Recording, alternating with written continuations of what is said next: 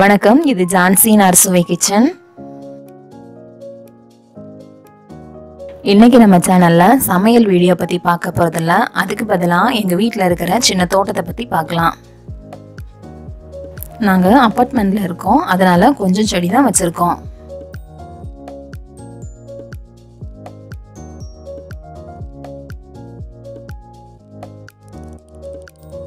இதுதான் தொட்டால் சினுங்கி.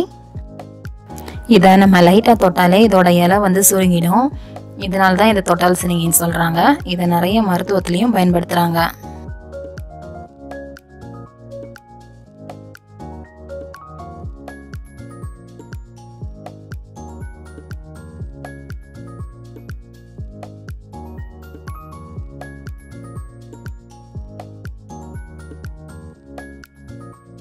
இது ஒரு வகை ரணக்கல்லி. இதை கிட்னி ஸ்டோன் பிளான்ட்னு சொல்லுவாங்க. இந்த இலைய உள்காயத்துக்கும் மருந்தா பயன்படுத்துவாங்க.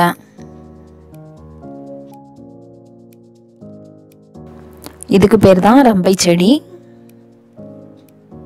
இதை பிரியாணி செய்யும் போது பிரியாணி இலைக்கு பதிலாக இந்த இலை யூஸ் பண்ணலாம்.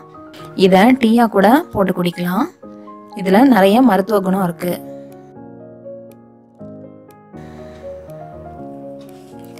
இதுதான் கற்பூரவள்ளி. இது சளிக்கு ரொம்ப நல்லது.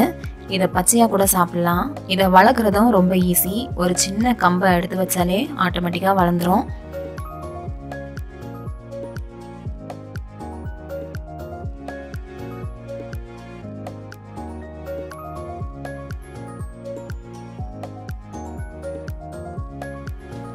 இது மிளகாய் செடி.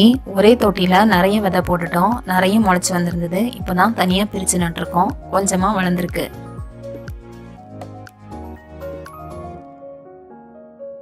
இதுல பெரண்டையும் இருக்கு, மணி பிளான்ட்டும் இருக்கு.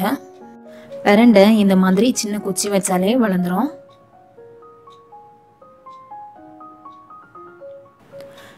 இது திருநீற்று பச்சிலை. இதுல இருந்து தான் சப்ஜா சீட்ஸ் எடுப்பாங்க.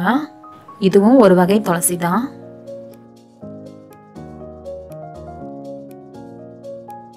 இது துளசி செடி. துளசிலையும் நிறைய மருத்துவ குணம் இருக்கு. சளி, காய்ச்சல் எல்லாத்துக்கும் இது மருந்தா யூஸ் பண்றாங்க. இதுதான் பெரண்டை செடி. இதை நாங்க ஒரு குச்சி தான் வச்சோம். நல்லா வளர்ந்துருக்கு. பெரண்டையில நிறைய கால்சியம் சத்து இருக்கு. இது எலும்புக்கு ரொம்ப நல்லது. நீங்கள் கால்சியம் குறைபாடு இருந்ததுன்னா கால்சியம் டேப்லெட்ஸ் யூஸ் பண்ணுறதுக்கு பதிலாக இதை வாரத்துக்கு ஒரு தடவை துவையலாக அரைச்சி சாப்பிட்டிங்கன்னா ரொம்ப நல்லது.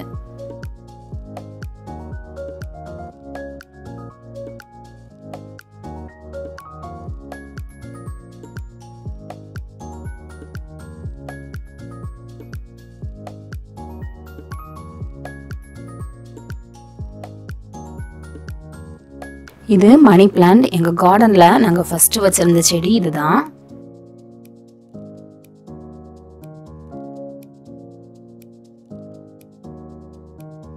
இது கொடி பசலை. மேல வர நல்லா படர்ந்திருக்கு.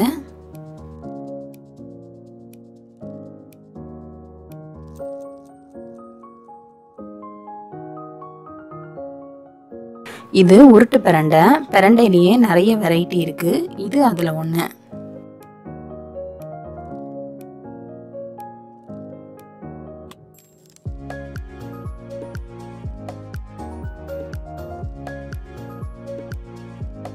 இது பட்ரோஸ். அழகுக்காக வச்சிருக்கோம். இதுதான் கீழா நெல்லி. இதுக்கு அடியில பாத்தீங்கன்னா நிறைய குட்டி குட்டி காய் இருக்கும். இது வந்து பஞ்சகாமாலைக்கு ரொம்ப நல்லது. இதுக்காண்டி நாங்க விதை எதுவுமே போடல, அதுவா தானா முளைச்சு வந்திருக்கு. இது புதினா செடி. நம்ம சமையலுக்கு யூஸ் பண்ணிட்டு அந்த குச்சியை நட்டு வச்சாலே நல்லா வளர்ந்து வந்துடும்.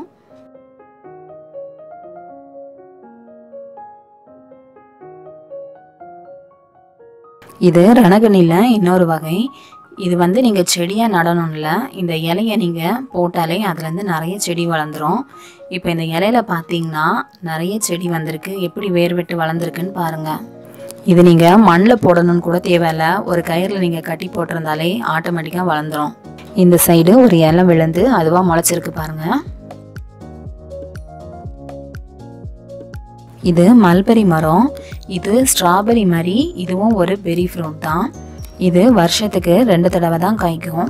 இது பெரிய மரமாக வளரும். இப்போ சீசன் இல்லை, அதனால் ஃப்ரூட் இல்லை. பட்டுப்பூச்சி இதில் தான் முட்டை போடும். அதனால் பட்டுப்பூச்சி வளர்ப்பில் இந்த மரத்தை யூஸ் பண்ணுறாங்க. இதுதான் துத்தி செடி. இது ரோட்டோரம் பார்த்திங்கன்னா நிறைய இருக்கும்.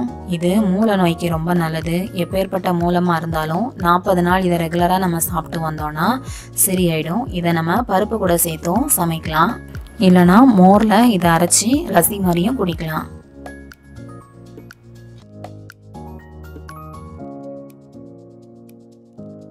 இது கத்திரிக்காய் செடி. ரைஸ் பேக்கில் தான் வச்சுருக்கோம். இது தூதுவளை, சளிக்கு ரொம்ப நல்லது. ஒரு சின்ன செடி தான் வாங்கி வச்சோம், நல்லா வளர்ந்துருக்கு. இதை வச்சு துவையல் எப்படி செய்கிறதுன்னு ஒரு வீடியோ போட்டிருக்கேன். இதை வச்சு சளி கசாயம் எப்படி பண்ணுறதுன்னு இன்னொரு வீடியோ போட்டிருக்கேன், அதையும் பாருங்கள். இது கொடி பசலை. ஒரு சின்ன குச்சி தான் வச்சேன், நல்லா வளர்ந்துருக்கு. இது ரொம்ப நல்லது உடம்புக்கு. பருப்பு போட்டு நீங்கள் செய்யலாம், ரொம்ப டேஸ்ட்டாக இருக்கும்.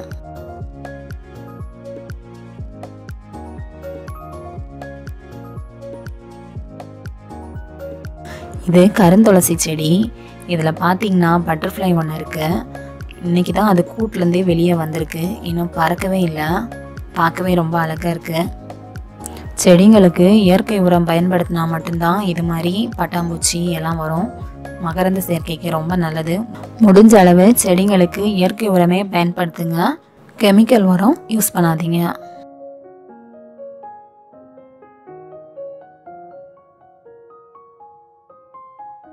துளசி செடியில் இப்படி பூ வளரும்போது அதை நம்ம கிள்ளி விட்டுறணும். அப்போ தான் சைட்லேயும் கிளை அடித்து நல்லா வளரும். இல்லைனா இப்படியே நின்றும், இதுக்கு மேலே வளராது. இந்த தொட்டியில் கூட பார்த்திங்கன்னா நிறைய கீழாநெல்லி வளர்ந்துருக்கு. வெண்டைக்காய் செடி எப்படி வளருதுன்னு பார்க்கலான்னு ஒரே ஒரு தொட்டியில் தான் வச்சோம். நல்லா வளர்ந்துருக்கு. ஆனால் சமையலுக்கு யூஸ் பண்ணுற அளவுக்கு கிடைக்கல. அதனால் வெண்டைக்காய் செடி வைக்கிறதா இருந்தால் மினிமம் ஒரு 10 தொட்டிலையாவது வைக்கணும்.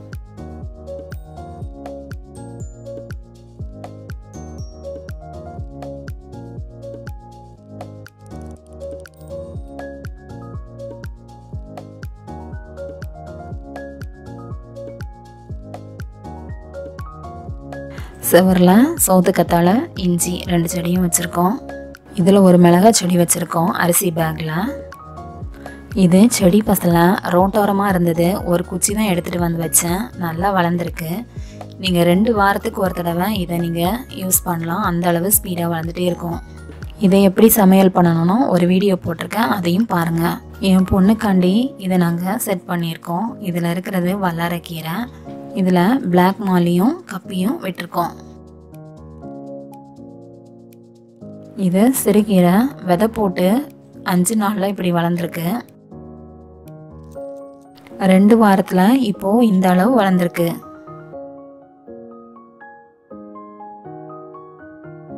இது வல்லாரைக்கீரை.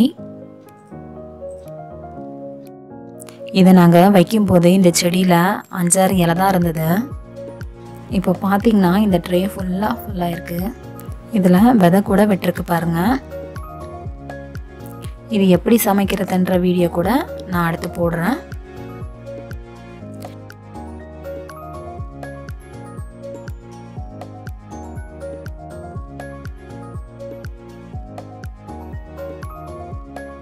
இது ரோஸ் செடி. 2 தொட்டியில் வச்சுருக்கோம், நல்லா வளர்ந்துருக்கு. மொட்டு கூட வந்திருக்கு. நீங்கள் காய்கறி தோட்டம் வைக்கும்போது எப்போவுமே பூச்செடியும் வைக்கணும். அப்போ தான் பட்டர்ஃப்ளை, தேனி எல்லாம் வந்து மகரந்த சேர்க்கை நடைபெறதுக்கு யூஸ்ஃபுல்லாக இருக்கும்.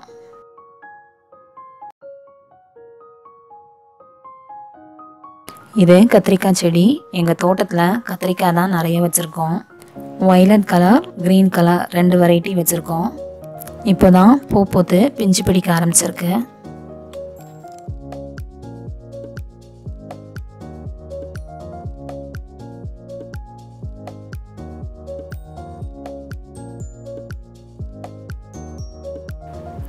இன்னும் எங்கள் தோட்டத்தை பற்றின அப்டேட் ஃப்யூச்சர் வீடியோஸில் போடுறேன்.